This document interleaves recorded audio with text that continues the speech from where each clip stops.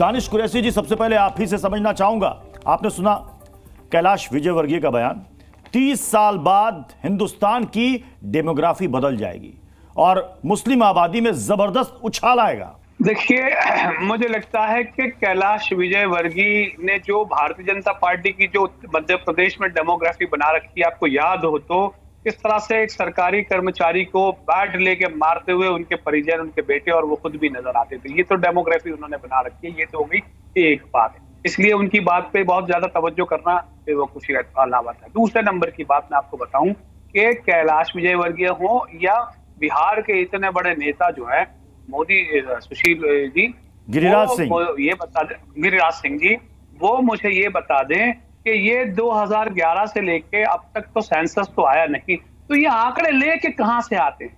पहले तो ये बताइए कि 2021 में होना चाहिए था, वो नहीं किया।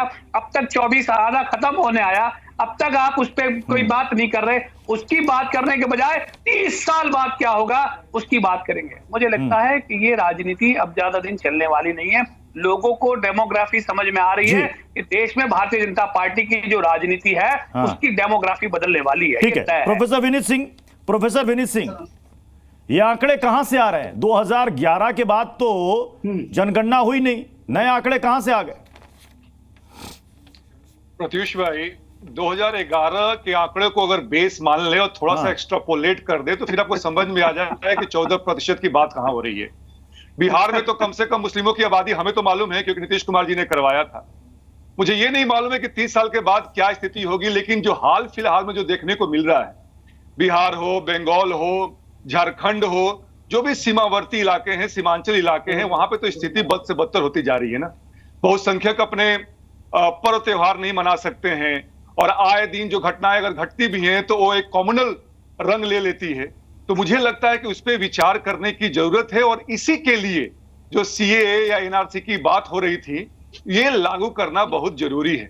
तो खैर समय आएगा वो बताएगा, लेकिन फिलहाल चिंता का विषय तो है प्रत्युष भाई।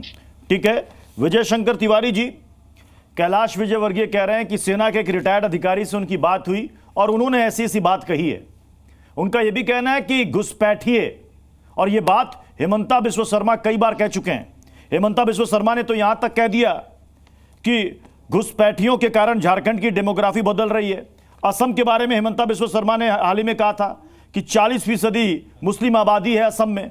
1951 में मात्र 12% थी, अब देखिए बढ़ करके 40% हो गई है। कई जिले हमने खो दिए हैं और मेरे लिए यह राजनीतिक मुद्दा नहीं, जीवन और मृत्यु का सवाल है। तो अब यह बताइए कि घुसपैठियों को रोकेगा कौन? प्रत्युष जी, एक तो उन लोगों ने कुछ भी गलत नहीं कहा है और ये केवल वो नहीं बोल रहे हैं, सारी दुनिया बोल रही है। आप फ्रांस से पूछ लीजिए, अगर पूछने ही अगर भारत में किसी की बात नहीं मानी, हम परिषद वाले और संघ वालों की बात नहीं मानी, तो फ्रांस जैसे देश से पूछ लीजिए। आपको पूछना है तो ब्रिटेन से पूछ लीजिए, आप ज्यादा पूछना है तो और जर्मनी से पूछ लीजिए, आप ऑस्ट्रेलिया से पूछ लीजिए, आप अमेरिका से पूछ लीजिए, आप ये क्या परिस्थिति बन रही है। और ये कोई गिरिराज सिंह जी नहीं बोल रहे हैं, आप ये पीएफआई के पर्चे भी देख लो जिनके आधार पर बिहार में काम कर रहे थे। 1947 तक इसको इस्लामिक राष्ट्र बना लेंगे, और कौन सा इस्लामिक राष्ट्र है जहां पर आप अपनी आस्थाओं के साथ, लोकतंत्र के साथ जी सकते हैं? आप ऐसा कोई देश बता दीजिए आप कि जहां पर आप अपनी आस्थाओं का अच्छे से आप पालन कर सकते हैं। तो ये परिस्थिति जो विजयवर्गीय जी ने बोला है, जो गिरिराज सिंह जी ने बोला है, ये जमीन की सच्चाई है। अब दानिश जी या और भी सब तो लोग बैठे इसको मानेंगे नहीं, क्योंकि इन्होंने देश के आगे एक पर्दा लगा कर रखना है, एक रंगीन पर्दा लगा कर रखना, ताकि बहुत बढ़िया हिंदू मुस्लिम भाईचारे की बात करते रहे और कश्मीर बनते रहे, कैराना बनते रहे और मेवात बनते रहे। धीरे धीरे करके देश के बहुत सारे हिस्से ऐसे हो जाएंगे और हम जब कुछ बोलेंगे तो कहेंगे हिंदू मुस्लिम बोल रहे हैं। अभी तक केवल मुस्लिम मुस्लिम होता रहा है। ये बात सही है कि हिंदू मुस्लिम हो रहा है, इसके पहले केवल मुस्लिम मुस्लिम होता था, अब हिंदू मुस्लिम होता है। कपिल जी, गिरिराज सिंह ने कहा कि जिनको ये बदलती डेमोग्राफी नजर नहीं आ रही है वो आंखें मूंदे हुए बैठे हुए हैं, सब कुछ देखकर भी।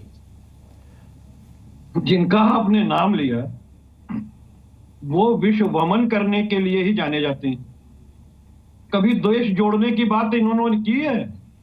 हमेशा ये देश तोड़ने वालों की बात करते हैं और देश तोड़ते हैं, और वही कोशिश चल रही है। वोटों के लिए इतनी गंदी राजनीति करते हैं, कोई सोच नहीं सकता। डेमोग्राफी का मतलब क्या होता है? जनसांख्यिकी कैसे निकाली जाती है दोस्त? जनसांख्यिकी को निकालने के लिए 3 तरीके होते हैं। एक व्यक्ति का जन्म, दूसरा उसका प्रवास और तीसरा उसकी मृत्यु दर। कहां है इसका आंकड़ा? आंकड़ा बताओ। बिना आंकड़े के खेल रहे हो गेम, हॉकी का ड्रिबलिंग कर रहे हो, ये नहीं चलेगा। दूसरी चीज मैं आपसे ये पूछना चाहता हूं, IMF की आपने इस पे सुनी है कि नहीं? जो यहां के इंटरनेशनल काउंसलिंग करने वाली फैमिलियों की संस्था है, उसने बताया, उसने स्पष्ट रूप से कहा है कि प्रजनन दर में मुस्लिम्स की भी कमी आई है और हिंदुओं की भी कमी आई है। और दूसरी बात, आपको हम एक बात कहना चाहते हैं, इन सारी चीजों के लिए जिम्मेदार कौन है? 16 वर्ष का शासन आप कर चुके हैं, 16 वर्ष 13 दिन। अटल बिहारी जी की सरकार और 2 बार जो है ये नरेंद्र मोदी जी की सरकार। किससे अपेक्षा कर रहे हो डेमोग्राफी पे सवाल खड़ा करके? सरकार आपकी थी, आपने क्या किया? सच्चर कमेटी की रिपोर्ट को क्या लागू करने की कोशिश की कि उनमें शिक्षा का स्तर उठाया जा सके, उनका लिविंग स्टैंडर्ड उठाया जा सके? कश्मीर में क्या आपने कश्मीरी पंडितों को ले जा करके बसाया? आपने उनकी कॉलोनी लगाई? आप मुझे बताओ, बांग्लादेश पे गाल बजाते हो, बांग्लादेश पे एक एक्शन आपने लिया हो यूएनओ के अंदर तो बताओ कि वहां पर हिंदुओं का कत्लेआम हो रहा है और हम खाली बैठ के घर में गाल बजा रहे हैं। गाल बजाने से काम चलेगा? जी, आपने यूएनओ के स्तर पे काम नहीं किया। आपने जो है वो बांग्लादेश की सेना से बात करने की कोशिश नहीं की। आपने केवल यूसुफ साहब को प्रोफेसर विनीत कि वहां अल्पसंख्यक हिंदुओं पे कोई चीज नहीं हो रही है। थोड़ा शांत करें। जी कपिल जी जरा सवाल का जवाब ले लेते हैं कि भाई ये आंकड़े आपके पास आए कहां से? ये जो जनसांख्यिकी की बात हो रही है और ये जनगणना की बात हो रही है, इसमें आंकड़े कैसे निकालते हैं? इसमें तो जन्म दर देखा जाता है, इसमें मृत्यु दर देखा जाता है, और जो नेशनल फैमिली हेल्थ सर्वे का जो आखिरी आंकड़ा है वो आपको पता है कितना है? इसमें मुस्लिमों में फर्टिलिटी रेट गिरकर 2.1% हो गई है, जो कि 90 के दशक में 4.4% थी, 2015 में 2.6% थी। हां, हिंदुओं में कम है, हिंदुओं में 1.94% है, यानी कि एक डिक्लाइन सभी में दिख रहा है। जी विनीत जी। प्रत्युष भाई, मुझे एक लाइन याद आता है कि हमारे जज्बातों की लेते हैं तलाशी, अपने गिरोबां में झांका नहीं जाता। अभी बात बांग्लादेश की निकली है। मैं आपके सवाल पे आता हूं प्रत्युष भाई, कपीश जी को जवाब देना जरूरी है। जरा बताइए इनके राष्ट्रीय अध्यक्ष जी ने क्या किया उसके लिए?